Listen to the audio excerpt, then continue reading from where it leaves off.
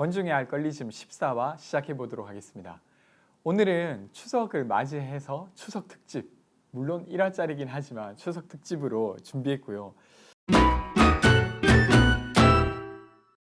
추석하면 뭐 여러 가지들이 있겠지만 사실은 물가가 또 어떻게 됐을까?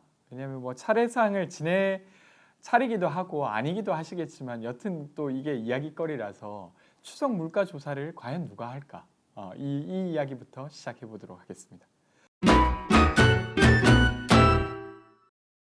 그 추석 차례상 조사는 매 추석마다 되고 있어요. 근데 누가 하고 있냐면요. 지자체랑 물가 관련한 사단법인 등에서 진행하고 있습니다. 그래서 보면 한국물가협회라는 곳에서 2021년 추석 차례용품 가격 동향을 조사했어요. 9월 6일자로 조사했고요. 전국 6개 주요 도시의 8개 전통시장을 중심으로 해서 총 29개 품목으로 올해는 차례상을 차린다고 하면 26만 천 원이 든다고 조사했습니다. 전년도보다 8.9%가 올랐다.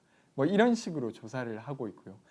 그리고 2019년도에는 서울시 농수산식품공사에서도 비슷한 조사를 했어요. 그래서 한 25명의 모니터링 요원들이 막 나누어져서 조사를 해서 전통시장의 경우에는 한 19만 원 정도가 든다. 차례상 차리는데. 그리고 대형마트의 경우에는 23만 원이 듭니다. 라는 식으로 발표를 해오고 있습니다. 하나하나 품목마다 알 수 있는 건가요? 하나하나 항목별로도 나와요. 한번 보면 2021년도가 그 전년도 대비해서 거의 다 물가가 올랐는데 뭐 이런 식으로 있습니다. 그리고 무가 이번에 35%가 떨어졌다고 해요. 이런 식으로 항목별로 그 가격이 나와 있고 심지어 이제 어떤 시장에는 얼마를 한다 이런 것들도 나와 있어요. 그래서 참고를 하실 수도 있겠다 싶습니다. 근데 일반 물가 조사도 과연 지자체나 아니면 관련한 단체들이 하고 있을까라고 알아봤더니 그런 건 아니었어요.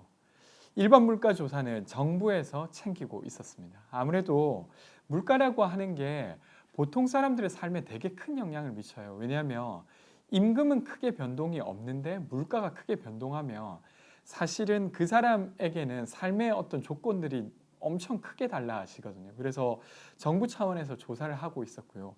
물가는 크게 소비자 물가, 그러니까 저희가 보통 마트 가서 뭐 살 때 그 가격의 물가와 그리고 생산자 물가라고 해서 이 물건을 만드는 사람이 출고하는 물가 혹은 아니면 이 사람이 물건을 만들 때 필요한 원자재라든지 중간자재들에 대한 가격을 좀 통칭해서 생산자 물가라고 하는데 이것에 대한 물가 조사가 이루어지고 있습니다.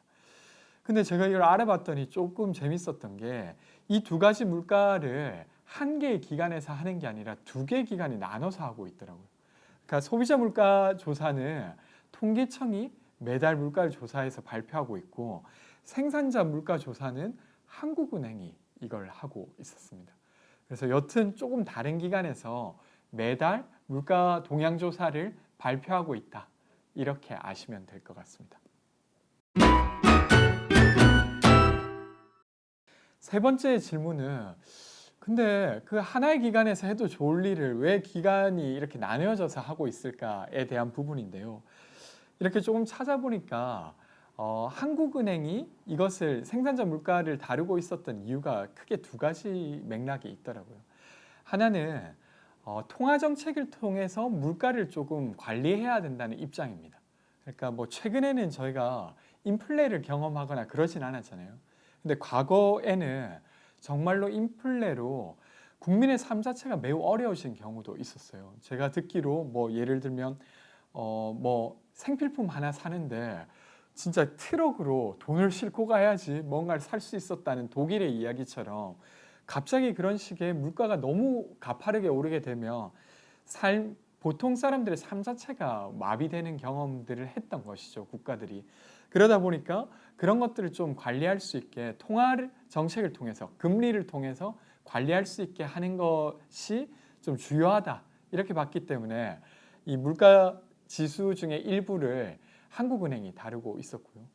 좀 다르게는 예를 들면 정부가 물가를 다 다루어내면 좋겠지만 실제로 정부를 운영하는 입장에서는 고용률도 높여야 되고 매년 성장 GDP도 높여야 되는 입장이 되다 보면 물가 조금 오르더라도 고용률이 오르면 좀 괜찮지 않을까? 정치적으로도 그런 생각을 하기 마련이라 이걸 온전히 이제 정부가 다 챙기는 게 아니라 약간은 독립된, 물론 이제 한국은행도 행정부 지도자가 누구냐에 따라서 영향을 받지만 약간은 독립된 기관에서 이것을 다룰 수 있게 하면 어떨까라는 맥락에서 한국은행에서 이 물가를 매번 발표하고 관리하고 있었습니다.